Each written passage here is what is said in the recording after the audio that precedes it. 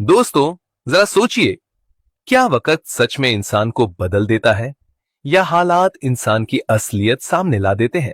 उत्तर प्रदेश के सुल्तानपुर जिले में एक छोटा सा गांव है, जमालपुर। ये कहानी उसी गांव की है। गांव की कच्ची गलियों में रहने वाला एक लड़का था, नितिन।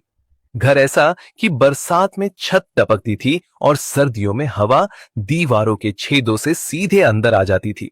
घर में तंगी ऐसी कि कभी दवा के पैसे नहीं। उसके पिता सालों से बीमार पड़े थे।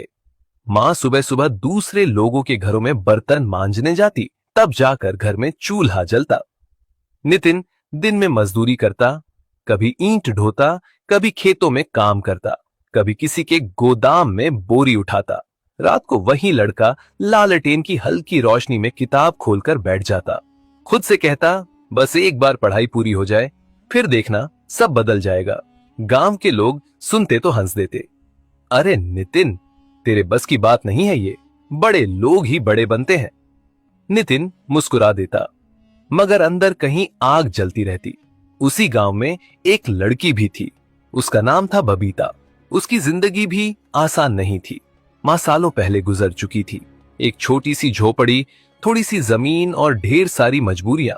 सुबह खेतों में काम, दोपहर में ईंट ढोना, शाम को किसी के घर झाड़ू पोछा।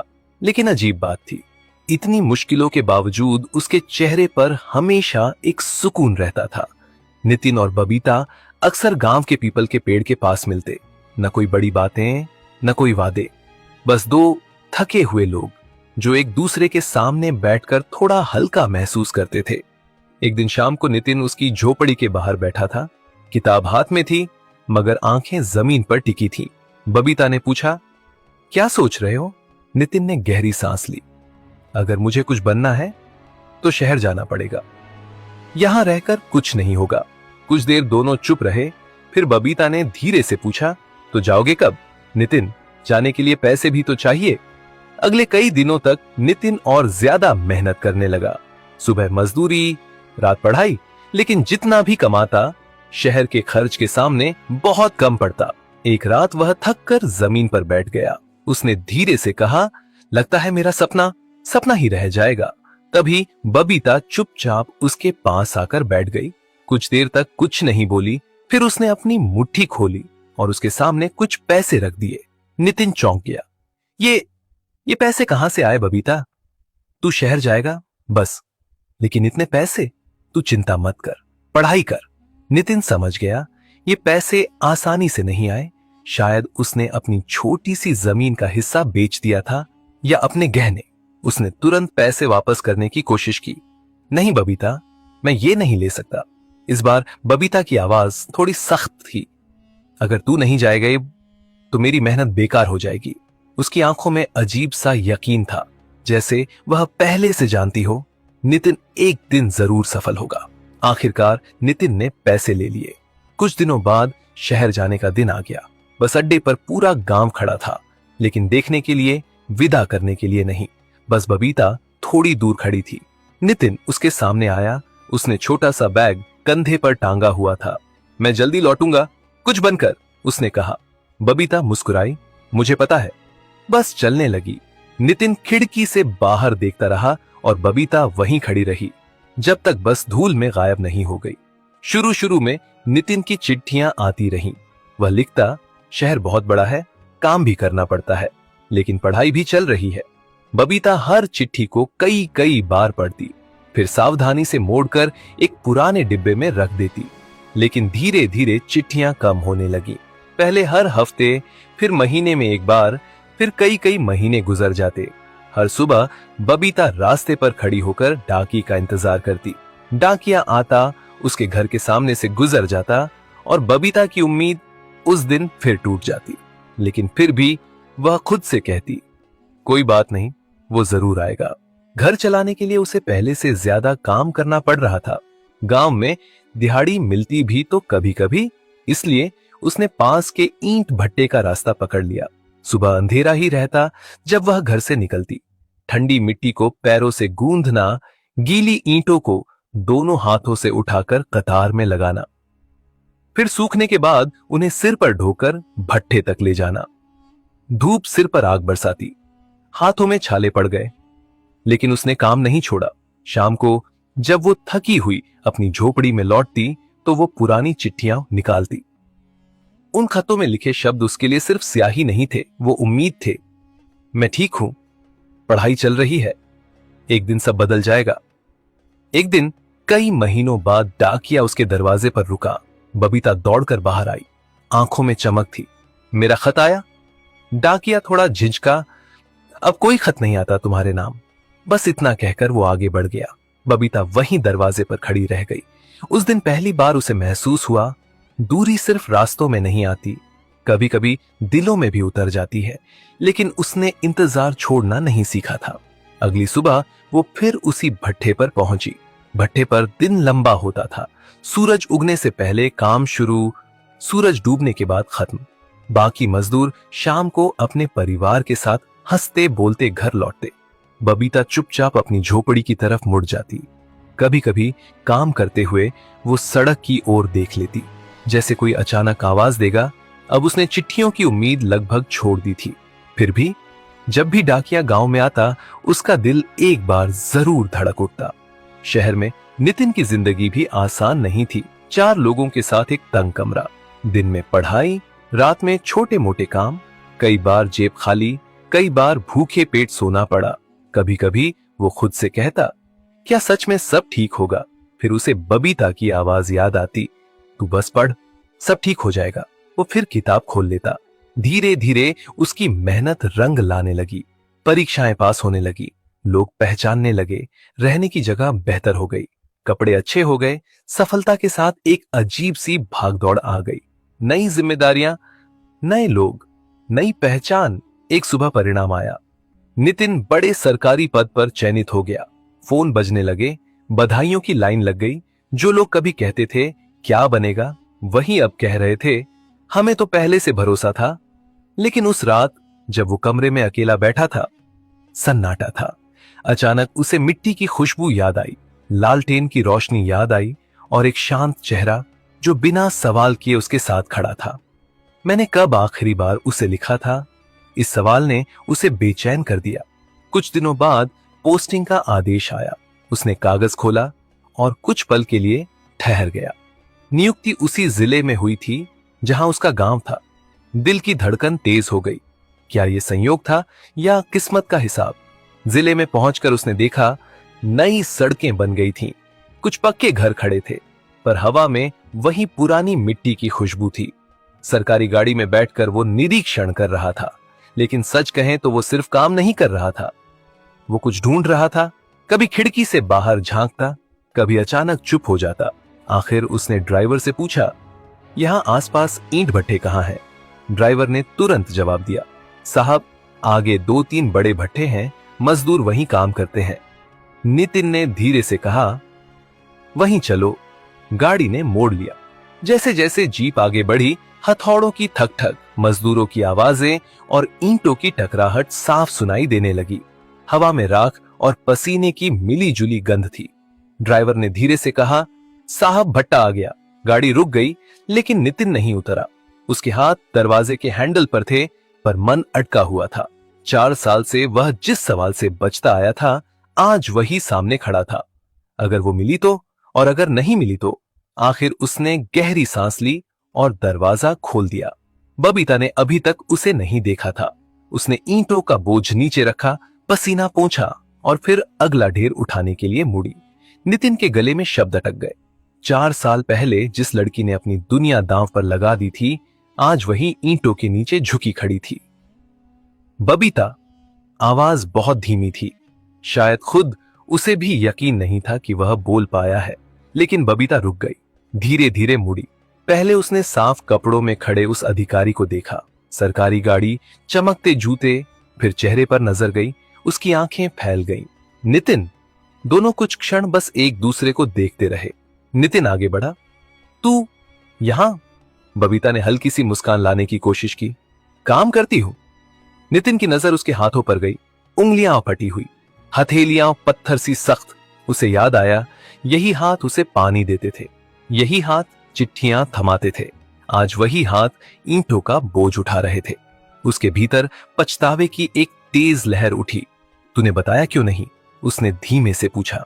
बबीता ने नजरें झुका ली। क्या बताती? तू अपने काम में लगा था। अच्छा ही है। आवाज में शिकायत नहीं थी, और शायद वही सबसे बड़ी शिकायत थी। आसपास के मजदूर अब फुसफुसाने लगे थे। साहब किससे बात कर रहे हैं? लगता है जान पहचान की है। नितिन को यह सब अच्छा नहीं लगा। चल थोड़ी देर बैठते हैं, उसने कहा। काम है। बबीता झिझकी। मालिक ने देख लिया तो मैं बात कर लूंगा, नितिन ने पहली बार अधिकारी की आवाज में कहा। वे भट्टे से थोड़ा दूर एक पेड़ की छाया में आकर बैठ गए। बबीता जमीन पर बैठ गई। हाथ अब भी मिट्टी से भरे थे। नितिन खड़ा रहा, जैसे बैठने का अधिकार खो चुका हो। कुछ पल खामोशी। तू ठीक है? उसने पूछा। बबीता ने सिर हिला दिया। नितिन के मन में सवालों का तूफान था। क्या वह अकेली है? क्या उसने शादी की? क्या उसने कभी मुझे कोसा? लेकिन वह चुप रहा। उसे लगा पूछने का हक उसने खो दिया है। आखिर उसने धीमे से कहा, मैं वापस आ गया हूं। यही पोस्टिंग हुई है। बबीता ने पहली बार उसकी आंखों में सीधे देखा। अच्छा है, तू सफल हो गया। मुझे पता था। उसकी आंखों में गर्व था, लेकिन दूरी भी। नितिन ने सोचा था वह नाराज होगी, लेकिन यह शांत स्वीकार ये उससे ज्यादा चुभ रहा था। दूर भट्टे की आग जल रही थी। हवा में राख की गंध थी। बबीता उठने लगी। मुझे जाना होगा, काम बाकी है। अचानक नितिन बोल पड़ा। बबीता चल मेरे साथ। वह रुक गई। कहां? यहां से, हमेशा के लिए। कुछ पल वह उसे देखती रही। उसकी आंखों में सवाल थे, यादें थीं, और कहीं गहराई में दबा हुआ दर्द। मैं सच कह रहा हूं, नितिन ने आगे कहा। अब तुझे यहां नहीं रहना पड़ेगा। बबीता ने धीमे से पूछा। इतने साल बाद याद आई मेरी? नितिन के पास जवाब नहीं था। उसने नजरें झुका ली। गलती हो गई मुझसे, बहुत बड़ी। काम में उलझा रहा, सोचता रहा एक दिन सब ठीक कर दूंगा, लेकिन समय निकल गया। बबीता ने गहरी सांस ली। समय ही तो सबसे बड़ी चीज होता है नितिन। जो चला जाए वो लौट कर नहीं आता। नितिन ने धीरे से कहा, अगर समय वापस नहीं आता तो क्या हम आगे से उसे संभाल सकते हैं? बबीता ने उसकी ओर देखा। पहली बार उसकी आंखों में थोड़ी नरमी आई। समय नहीं लौटता, उसने कहा, लेकिन इंसान बदल सकता है। और शायद यही असली परीक्षा थी, दरोगा बनने की नहीं, इंसान बने रहने की। बबीता की बात सुनते ही नितिन की आंखें भर आईं। उसे पहली बार सचमुच समझ आया, वह अकेला सफल नहीं हुआ था। उसकी वर्दी पर जितने सितारे चमक रहे थे, उनमें से कुछ किसी और की कुर्बानी से चमके थे। बबीता ने धीमे स्वर में कहा, मैंने तुझे कभी रोका नहीं नितिन, क्योंकि मुझे भरोसा था तू कुछ बन जाएगा। बस इतना सोचा था कि तू लौटेगा। नितिन ने बिना देर किए जवाब दिया, मैं लौट आया हूं और इस बार कहीं नहीं जाऊंगा। लेकिन क्या सालों की दूरी एक वाक्य से मिट जाती है? बबीता के चेहरे पर झिझक साफ थी। भरोसा टूटा नहीं था, बस लंबा इंतजार झेल चुका था। उसी समय भट्टे का मुंशी वहां आ पहुंचा। उसने बबीता को बैठे देखा और झल्ला कर बोला, यहां क्या कर रही हो? काम छोड़कर आराम? नितिन ने उसकी ओर देखा। इनसे ऐसे बात मत करो। मुंशी भड़क गया। आप कौन होते हैं बीच में बोलने वाले? नितिन ने जेब से अपना पहचान पत्र निकाला और उसके सामने कर दिया। मुंशी का रंग उड़ गया। साहब, मुझे पता नहीं था। नितिन ने बिना गुस्सा किए कहा, आज से ये यहां काम नहीं करेंगी। मुंशी ने सिर झुका लिया। बबीता यह सब चुपचाप देख रही थी। उसके मन में सवालों का तूफान था। इतने साल बाद क्या सच में मेरी जिंदगी बदलने वाली है? चलो, नितिन ने कहा, मेरे पास थोड़ा सामान है। बबीता ने संकोच से कहा, ले आएंगे, अभी चलो। दोनों भट्टे से बाहर की ओर बढ़े। मजदूर उन्हें जाते हुए देख रहे थे। किसी की आंखों में हैरानी, किसी में सवाल। सरकारी गाड़ी के पास पहुंचकर बबीता रुक गई। उसने शायद कभी सोचा भी नहीं था कि वह ऐसी गाड़ी में बैठेगी। नितिन ने दरवाजा खोला। हल्की मुस्कान के साथ कहा, डर मत, ये तेरे लिए ही खुला है। कुछ पल की झिझक के बाद वह बैठ गई। गाड़ी चल पड़ी। खिड़की से बाहर वही रास्ते थे जिन पर वह रोज पैदल चलती थी। वही खेत, वही पेड़, लेकिन आज सब कुछ अलग लग रहा था, जैसे जिंदगी ने अचानक दिशा बदल ली हो। गाड़ी जमालपुर की सीमा में पहुंची। बबीता का दिल तेज धड़कने लगा। नितिन ने गाड़ी उस पुराने जर्जर घर के सामने रोकी, जहां कभी उसका बचपन बीता था। दीवारों का प्लास्टर झड़ चुका था। दरवाजा आधा टूटा हुआ, आंगन में झाड़ियां उगी हुई। बबीता धीरे से उतरी। घर को ऐसे देखा जैसे कोई पुराना दोस्त अचानक सामने आ गया हो। नितिन उसके पास आकर खड़ा हुआ। यहीं से सब शुरू हुआ था और यहीं से फिर शुरू करेंगे। बबीता की आंखें नम हो गईं। अब तू अकेली नहीं है, नितिन ने कहा। बस इतना सुनते ही उसके आंसू बह निकले। कई साल बाद पहली बार उसे लगा शायद इंतजार सच में खत्म हुआ है। लेकिन दिल के कोने में एक डर अब भी था, कहीं ये सपना तो नहीं। नितिन ने दरवाजा धक्का दिया। वह चरमराया और खुल गया। अंदर धूल जमी थी, कोनों में मकड़ी के जाले, एक तरफ टूटी चारपाई, वही जहां कभी वह लालटेन की रोशनी में पड़ता था। कुछ पल वह चुप खड़ा रहा। हर चीज उसे उसके संघर्ष की याद दिला रही थी। बबीता ने दीवार को छुआ, जैसे यकीन कर रही हो कि वह सच में यहां खड़ी है। इसे ठीक करवा दूंगा, नितिन ने कहा। फिर से रहने लायक बनाएंगे? बबीता ने धीरे से पूछा। तू सच में यहीं रहेगा? नितिन ने बिना झिझक जवाब दिया।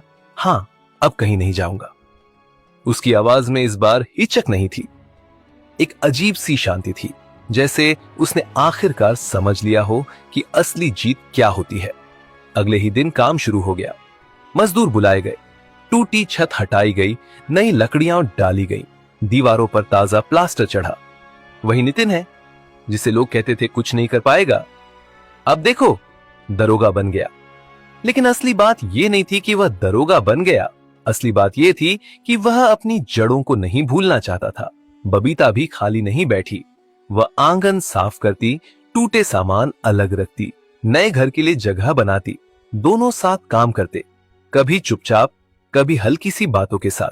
एक दिन बबीता ने मुस्कुराकर कहा, तुझे याद है तू यहीं बैठकर कहता था एक दिन बड़ा आदमी बनूंगा। नितिन हंसा।